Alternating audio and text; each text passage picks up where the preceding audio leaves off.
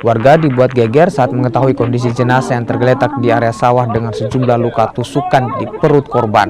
Di dekat korban juga ditemukan senjata tajam jenis badik. Korban berusia 41 tahun yang juga warga dusun Moci, Desa Lentu, Kabupaten Jeneponto itu diduga dibunuh karena sengketa lahan persawahan. Keluarga korban sempat histeris saat mengetahui korban tewas dibunuh. Polisi yang tiba di lokasi langsung mengevakuasi jenazah ke Rumah Sakit Lanto Denpasewang, Kabupaten Jeneponto. Awalnya posisi mayat sudah tergeletak. Pada saya sampai di TKP. Itu tergeletak di mana, Pak?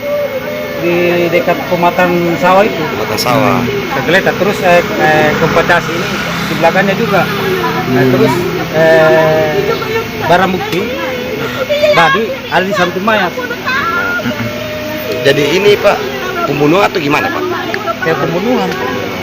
Terus dugaan sementara pembunuhan. ini yang meninggal ini, Pak, warga di mana ini, Pak? Warga desa itu keluarga. Keluarga sendiri, Pak, ya? Keluarga.